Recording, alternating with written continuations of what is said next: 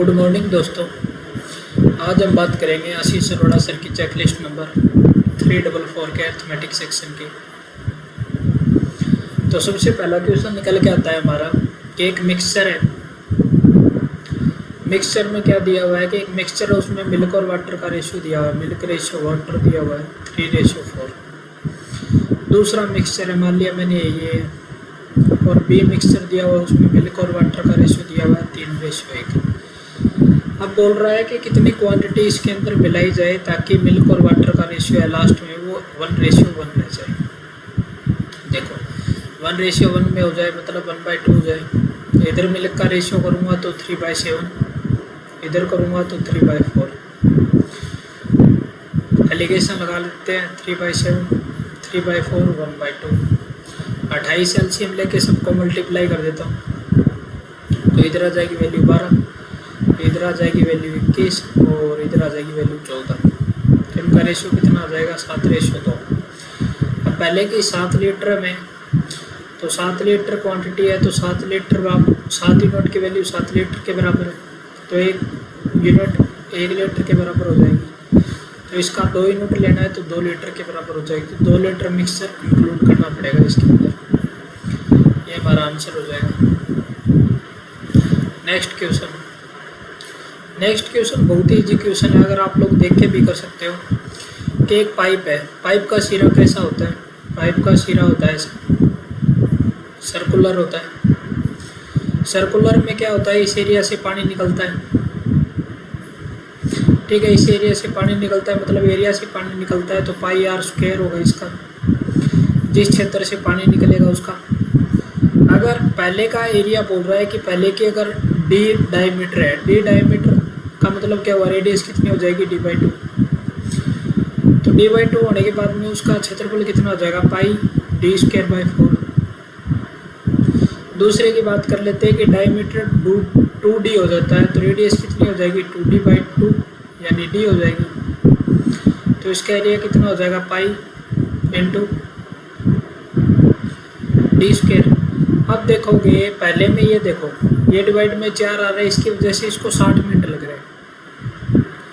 तो अब इसके डिवाइड में कुछ नहीं आ रहा तो टाइम कितना लगेगा, 4 गुना कम लगेगा। 4 गुना कम मतलब 60 मिनट का डिवाइड बाई 4 यानी 15 मिनट लगेगा। अब आप लोगों के पास समझ में।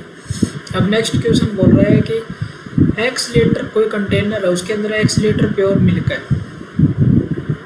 प्योर मिल्क है उसके अंदर, ठीक है। अब बोल रहा है कि उसमें से 3 लीटर मिल्क निकाल लिया जाता है और उसमें वाटर डाल दिया जाता है और ये 2 बार किया जाता है। तो लास्ट में मिल्क और वाटर का जो रेशियो है वो कितना हो गया, 25:11 हो गया। तो मुझे एक बात बताओ कि स्टार्टिंग में क्या था, स्टार्टिंग में प्योर मिल्क था ना। अब देखो कितना मिल्क आ सकता था उसके अंदर, मिल्क आ सकता था जितना वाटर है और मिल्क है उतना टोटल मिला के स्टार्टिंग में क्या था, मिल्क था। पहले 36 यूनिट मिल्क था, अब रिमेनिंग कितना बच गया 25 यूनिट। ये 2 बार रिपीट करने के बाद में तो इसका अंडर कर दूंगा यानी 6 की वैल्यू 5 हो गई। अब बोल रहा है 3 लीटर निकाला गया, इधर कितना यूनिट दिख रहा है, 1 यूनिट। 1 यूनिट की वैल्यू 3 लीटर है। स्टार्टिंग में मिल्क था कितने यूनिट, 6 यूनिट था, तो 6 यूनिट की वैल्यू 6 × 3 यानी 18 लीटर। ये हमारा आंसर हो गया। नेक्स्ट क्वेश्चन, रजत। अब बोल रहा है कि रजत जो स्पेंड करता है ना 9 महीने में, वो अर्न करता है 6 महीने में। 6 महीने में जितना अर्न करता है उतना ही वो 4 महीने में स्पेंड कर देता है। मतलब 6 महीने की जो इनकम है ना वो क्या कर देता है, 9 महीने में स्पेंड करता है। यही तो बात है, यानी एक्सपेंडिचर है इसका। तो इनकम बटा एक्सपेंडिचर क्या आ जाएगा मेरा 9/6 यानी 3 से काटूंगा, 3 × 9 3/2 आ जाएगी वैल्यू। अब बोल रहा है वो पूरे साल में 4800 रुपये बचाता है। इधर कितना बचाता है, इधर कितना बचाता है। अब देखोगे पूरे साल में ये बोल रहा है कि 4800 बचाता है। हमने रेशियो निकाला तो 1 यूनिट बचाता है, इधर 1 यूनिट की वैल्यू 4800 है। तो बोल रहा है उससे औसत मासिक क्या ज्ञात करो, इनकम कितनी है 3 यूनिट यानी 3 × 4800, ठीक है, ये वैल्यू आ जाएगी। और औसत मासिक आय पूछा है तो 12 महीने की पूछा है। 12 महीने की औसत, इसको 4 से काटूंगा तो 1200 रुपये पर मंथ की उसकी आय हो जाएगी। नन ऑफ दीज हमारा आंसर हो जाएगा। नेक्स्ट क्वेश्चन अच्छा क्वेश्चन है। नेक्स्ट क्वेश्चन में क्या दिया हुआ है अपने को, बोल रहा है कि शॉपकीपर 25% का लॉस करता है, मतलब 4 की चीज़ को 3 में बेचता है। ये कॉस्ट प्राइस है, सेलिंग प्राइस। अभी क्या बोल रहा है, वो 600 ग्राम वेट का यूज करता है 1 किलोग्राम की जगह पे। तो मतलब क्या हुआ कि वो ग्राहक कोई लेने आता है, ठीक है, मान लिया कोई ग्राहक आए लेने दुकान पे, तो उसने क्या किया कि भाई 1 किलो के, मान लिया मैंने 1 केजी चावल दे दो उसको, तो उसने कहा मेरे को 1 किलो चावल दे दो, उसने कहा भी 300 रुपये लगेंगे। या फिर 1 केजी चावल के मान लो आप लोग 1000 ग्राम होता है ना, आप लोग समझने की कोशिश करना। मैंने मान लिया 1000 ग्राम होता है, 1000 ग्राम के मैंने मान लिया 1000 रुपये। एक बार सोच के देखो इस चीज़, मैंने कहा 1000 रुपये दे दो भाई, उसने मेरे को दे तो 1000 रुपये दिए, लेकिन मैंने उसको सामान कितने का दिया, 600 रुपये का, क्योंकि 600 RS का सामान दिया। तो मतलब क्या हुआ कि मेरी जेब में आए कितने, 1000 रुपये, मतलब जेब में आया कितना मेरा 1000 ग्राम, मतलब वही तो सेलिंग प्राइस हुआ। और गया कितना, वो कॉस्ट प्राइस हो गया 600 ग्राम।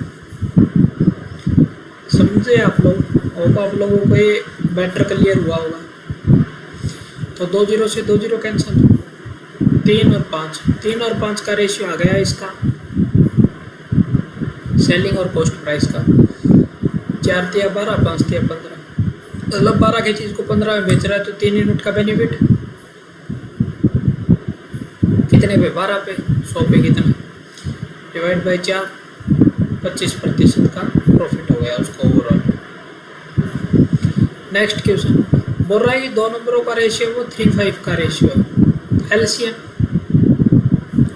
क्या 105 है, तो एलसीएम होता क्या है, दोनों का मल्टीपल क्या हो गया 15 एक्स की वैल्यू 105, तो एक्स की वैल्यू कितनी आ गई 7। तो पहला नंबर कितना आ गया 21 और दूसरा नंबर कितना आ गया 35। दोनों के स्क्वायर, दोनों के वर्गों का योग, तो 35 का स्क्वायर 1225 और 21 का स्क्वायर 441, 1666 हमारा आंसर हो जाएगा। नेक्स्ट क्वेश्चन कि 2 कार्ड निकालने, एक पैक ऑफ 52 कार्ड में without replacement, what is the probability first card is diamond. अब डायमंड के कार्ड कितने होते हैं आप लोगों को पता होना चाहिए। डायमंड के कार्ड होते हैं 13, और दूसरा बोल रहा है क्लब या क्लब के कार्ड भी 13 होते हैं। तो पहला कार्ड चूज कर लिया मैंने 13 डिवाइड बाई 52 और 13 डिवाइड बाई 52, ये तो आ गया मेरा एक कार्ड। अब बोल रहा है एक कार्ड, एक पत्ता निकालना था, तो एक पत्ता तो मैंने निकाल लिया, ये वाला पत्ता है, या तो डायमंड होना चाहिए या क्लब होना चाहिए, तो और का निशान आएगा तो प्लस आ गया। अब बोल रहा है कि second jack another suit of card, मतलब एक पत्ता तो इसमें से निकाल लिया। अब मुझे एक बात बताओ, जैक कितने होते हैं, जैक होते हैं 4 किंग होते हैं, 4 येस होते हैं। अब हो सकता है वो 4 में से इन एक पत्तों में से एक जैक हो, तो 3 में से, और इधर कितना आ गया 51 पत्ते बच गए, ठीक है। दूसरा पत्ता निकालना है ना, तो 3/51, 1/17, 13 चौके 5, 13 चौके 5, 1/4 कितना होता है 1/2, 1/2 इंटू 1/70, ये वैल्यू कितनी आ जाएगी 1/34, ये हमारा आंसर हो गया। नेक्स्ट क्वेश्चन इंटरेस्टिंग क्वेश्चन है। अब नेक्स्ट क्वेश्चन में क्या बोल रहा है कि 75% स्टूडेंट है वो पास होते हैं मैथ में। सर्किल वाले तरीके से करते हैं अपन इसको कि ये मैथ है, ये साइंस है। अब बोल रहा है 75% स्टूडेंट तो मैथ में पास होते हैं, 75%। अब बोल रहा है 80% साइंस में पास होते हैं, इधर आ गया 80%। अब मुझे एक बात बताओ, टोटल स्टूडेंट तो 100% होने चाहिए ना, क्योंकि कोई भी स्टूडेंट फेल नहीं होता है, तो अभी टोटल तो 100% सारे के सारे पास होने चाहिए। इधर परसेंटेज कितना हो रहा है 155, 150, ये 100 से 55 ज़्यादा क्यों हो रहा है, क्योंकि इधर दोनों को सम्मिलित करके हो रहा है, तो ये 55% की वैल्यू आ गई अंदर वाली। तो अब बोल रहा है कि 110 स्टूडेंट है, वो दोनों सब्जेक्टों में पास हुए, मतलब x के 55%, यानी 11/20 की वैल्यू क्या दे दी अपने को 110, तो 11 × 10 × 20, यानी 200 स्टूडेंट थे क्लास में टोटल। ये हमारा आंसर हो जाएगा। नेक्स्ट क्वेश्चन, अब बोल रहा है कि एक बंदे को जो इनकम मिलती थी ना, वो इंक्रीज हो गई 4,000 रुपये से। अब बोल रहा है कि पहले 15% टैक्स लगता था, मान लिया पहले इनकम थी 100 रुपये उसकी, तो उसमें 15% का टैक्स लगता था उसको। अब बोल रहा है कि उसकी इनकम 4,000 से बढ़ गई, अपन ने मान लिया वाई इनकम हो गई है उसकी, तो इनकम पे 20% पे टैक्स लगेगा, ठीक है। और इसका जो रेशियो दे रखा है वो 5:4 है, तो 5:4 के बराबर कर देते हैं। 5 से काटा 3 बार, 4 से काटा 5 बार, तो मतलब x/y की वैल्यू कितनी आ गई 5:3। अभी बोल रहा है इनकम इंक्रीज हो गई 4,000 से, 4,000 से मतलब 2 यूनिट की वैल्यू 4,000, तो 1 यूनिट की वैल्यू 2,000। तब बोल रहा है कि इनिशियल इनकम कितनी थी, इनिशियल इनकम कितनी थी अपनी 3 यूनिट थी, तो 3 × 2 6,000, ये हमारा आंसर हो जाएगा। अब बोल रहा है एक फील्ड है,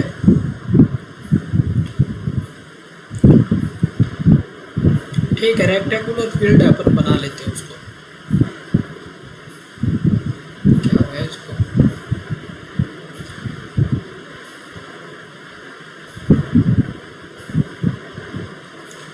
ठीक है, ऐसा कुछ फील्ड है अपने पास में, और उसके चारों तरफ क्या करना है, इसको गार्डन लगाना है, ठीक है। इसके चारों तरफ गार्डन लगा लेता हूँ इसे,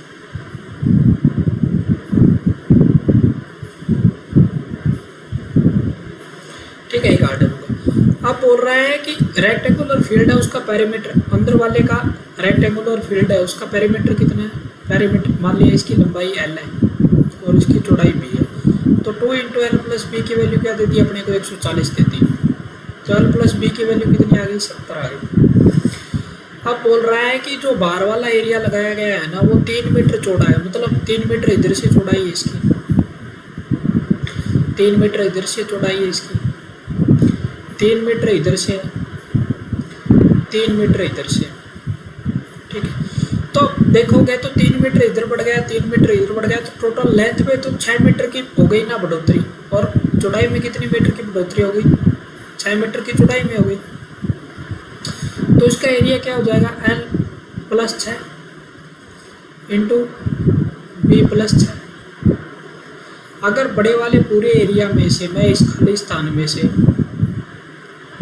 ये अगर बीच वाला एरिया घटा दूं, तो ये गार्डन लगाए हुए का एरिया आ जाएगा -l × b, ये पूरा का पूरा गार्डन का एरिया आ गया। तो इसको मल्टीप्लाई करके सोल्व कर लेते हैं, lb + 6l + 6b और +36 - lb, lb से lb कैंसिल हो गया। अब 6 कॉमन ले लेता हूँ, तो l + b + 36, l + b की वैल्यू अपने को दी हुई है 70 है, तो 6 × 70 + 36, 7 × 42 + 36 यानी 456, ये हमारा आंसर हो जाएगा। होप आप लोगों को क्लियर समझ में आया होगा। अभी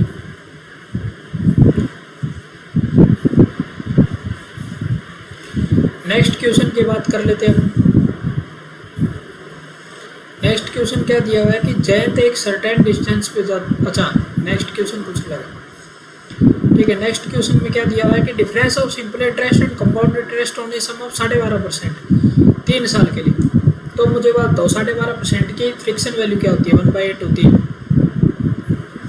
अगर मेरे को सिंपल इंटरेस्ट ज्ञात करना है तो 3/8 हो जाएगा, मतलब 8 अगर मेरा प्रिंसिपल है तो 3 मेरा क्या हो जाएगा इंटरेस्ट हो जाएगा, और 11 यूनिट क्या हो जाएगा अमाउंट हो जाएगा, ठीक है।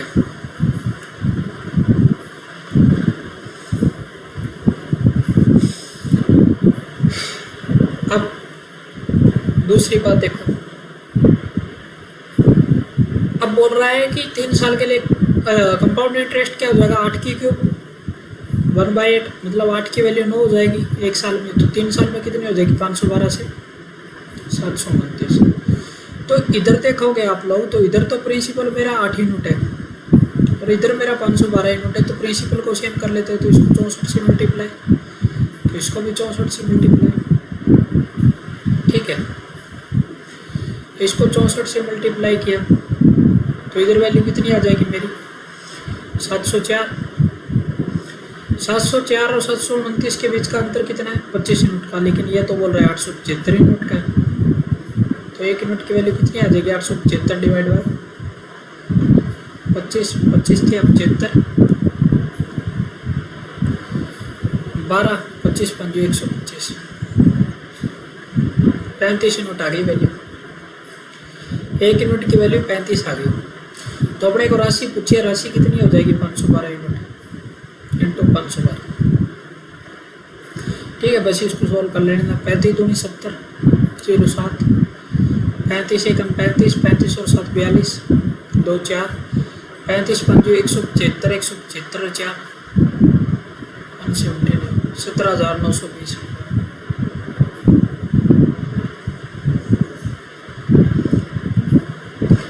नेक्स्ट क्वेश्चन की बात कर लेते हैं।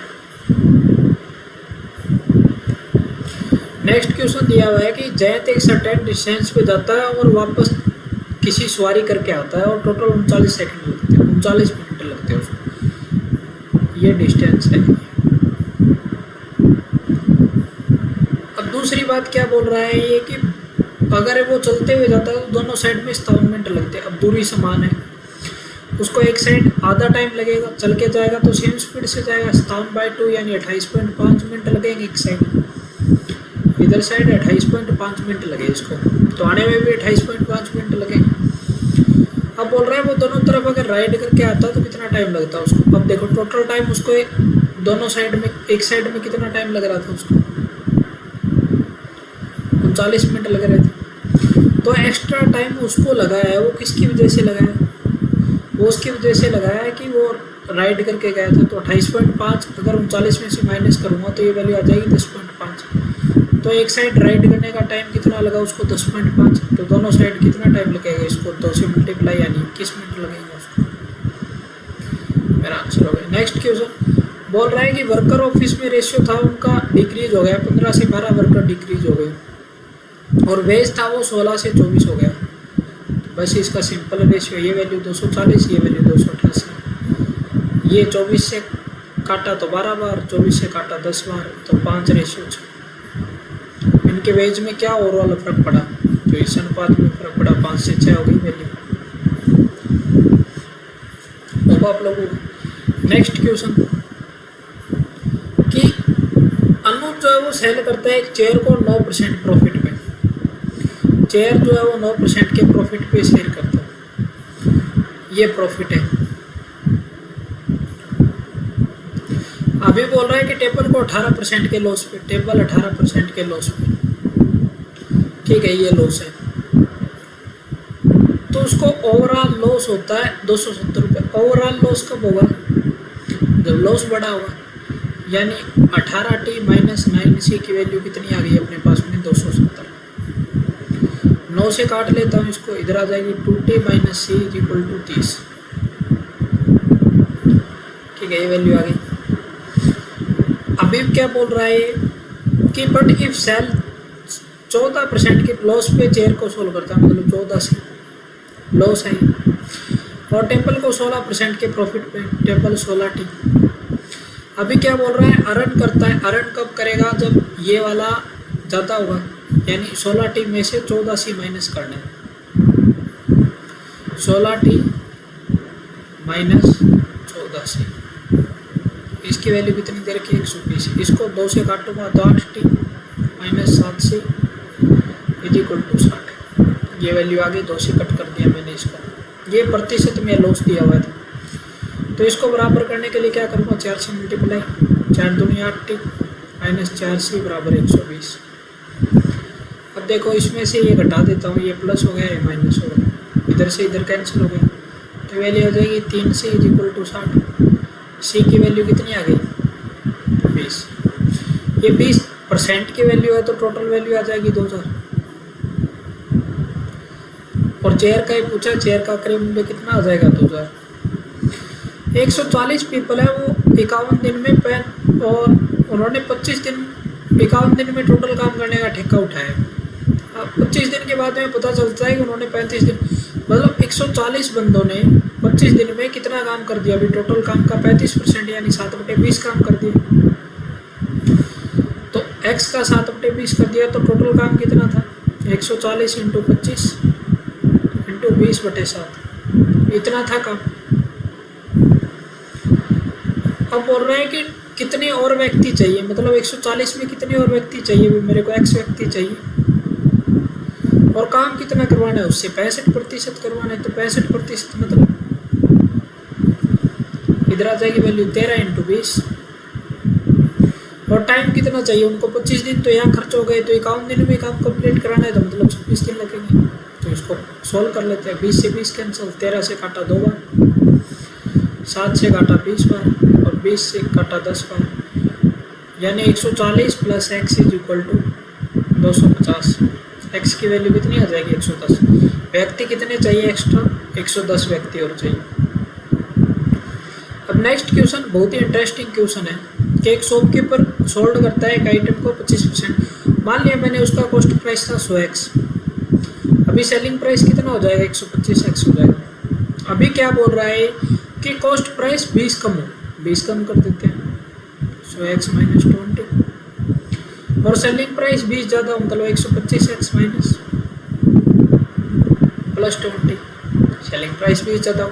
अभी बोल रहा है प्रॉफिट है वो 40% होता है। 40% का मतलब इस पे 40% का प्रॉफिट हुआ उसका, 40% होता है 2/5, यानी ये मेरा कॉस्ट प्राइस है। 5 यूनिट की वैल्यू कितनी दे देगी अपने को, 100x - 20 / 5, और अपने को चाहिए कितनी, 7 यूनिट की वैल्यू, तो 7 से मल्टीप्लाई। तो इसको अगर 5 से काट दूंगा मैं तो 20x - 4 × ये किसके बराबर है, ये भी सेलिंग प्राइस है, तो इसके बराबर रख देते हैं 125x + 20। ठीक है, 20 × 7 = 140x - 28, 125x + 20। ठीक है, इधर आ जाएगी 15x = 48। x की वैल्यू कितनी आ जाएगी, 48/15, और अपने को चाहिए किसकी वैल्यू, 100 यूनिट की वैल्यू। तो 3 से काटा 16 बार, 3 से काटा 5 बार, 5 से काटा 20 बार, यानी x ये अपनी आ गई 320 रुपये था उसका कॉस्ट प्राइस। यही पूछा है अपने से। होप आप लोगों को क्लियर कट हुआ होगा, ये समझ में आया होगा। इसमें कॉम्प्लिकेटेड दे रखा है दोस्तों, उस चक्कर में नहीं पढ़ना है आप लोगों को। अब बोल रहा है 30 स्टूडेंट की एवरेज एज कितनी थी, एवरेज एज थी उनकी 22 ईयर। अभी बोल रहा है कि 10 नए स्टूडेंट आए सेम क्लास में, तो एवरेज एज था वो क्लास का 6 मंथ इंक्रीज हो गया। 6 मंथ कितना होता है, 1/2 ईयर, आधा साल ही तो होता है।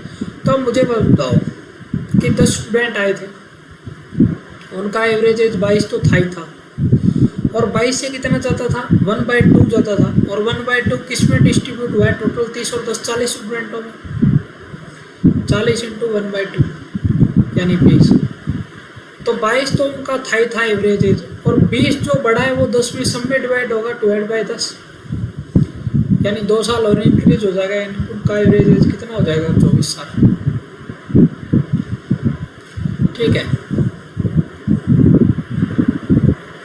सिंपल तरीके से भी आप लोग कर सकते हो, करना चाहो वैसे कर सकते हो। मुकेश और ईशान ने इन्वेस्ट किया 2 साल के लिए, rate of 20% per annum compounded annually. अब मुझे एक बात बताओ कि 20% की दर से 2 साल का ब्याज कितना होता है, 20 + 20 + 20 × 20 / 100। तो इसको डायरेक्ट याद रख सकते हो आप, 44% होता है। तो मुकेश ने इन्वेस्टमेंट किया है वो 600 रुपये ज़्यादा किया है ईशान से। तो ईशान ने मान लिया मैंने 100 रुपये इन्वेस्ट किया, तो 44% की दर से उसका ब्याज इतना हो जाएगा, प्लस मुकेश का कितना था, x + 600 रुपये था, और इसका भी 44% की दर से ब्याज लगेगा। तो टोटल ब्याज कितना लगा उसका, 8800 रुपये। 44 कॉमन लेके काट देता हूँ इधर से, इधर आ जाएगी वैल्यू 200। 100 कॉमन लेके इधर भेज देता हूँ, 200 × 100, ये वैल्यू आ जाएगी। और ये है किसके बराबर में, 2x + 600 के बराबर। तो ये वैल्यू आ जाएगी 20,000। 20,000 में से 600 कम यानी 19,400, की वैल्यू 2x के बराबर है, x की वैल्यू कितनी आ जाएगी 9700। अब बोल रहा है मुकेश की राशि बताओ, तो मुकेश की तो x से 600 रुपये ज़्यादा थी ना, तो 9700 प्लस 600 इसमें जोड़ूंगा तो 10,300 आ जाएगी मुकेश की राशि। ये हमारा आंसर हो गया। अब बोल रहा है कि दो ट्रेन है वो बिलासपुर से जयपुर की ओर चलती है, अब दोनों के बीच की दूरी कितनी है, ये मान लिया मैंने बिलासपुर और ये मान लिया मैंने जयपुर, इनके बीच की दूरी है 610 किलोमीटर। अभी बोल रहा है एक दूसरे के अपोजिट चलती है, अपोजिट चलती है तो उनकी दोनों की सापेक्ष दूरी क्या हो जाती है, दोनों का एडिशन 59 प्लस 63, ये वैल्यू आ जाएगी 122, और दूरी चलनी है उनको 610 डिवाइड बाई 122, ये वैल्यू आ जाएगी 5, तो 5 घंटे बाद मिलने का समय हो जाएगा उनका। अब बोल रहा है कॉइन को टॉस किया जाता है और सिग्नल 6 साइड डिवाइस को रोल किया जाता है, और प्रोबेबिलिटी क्या होनी चाहिए, 10 आने की प्रोबेबिलिटी क्या होती है 1/2 इंटू, और 5 आने की प्रोबेबिलिटी क्या होती है, 5 एक ही डिजिट होता है 1/6, तो टोटल प्रोबेबिलिटी कितनी हो जाएगी 1/12, हमारा आंसर होगा। होप आप लोगों को ये वीडियो पसंद आएगा, अब रेगुलर आप लोगों के लिए वीडियो अपलोड होते रहेंगे। मिलते हैं नेक्स्ट वीडियो में, तब तक के लिए बाय बाय, टेक केयर।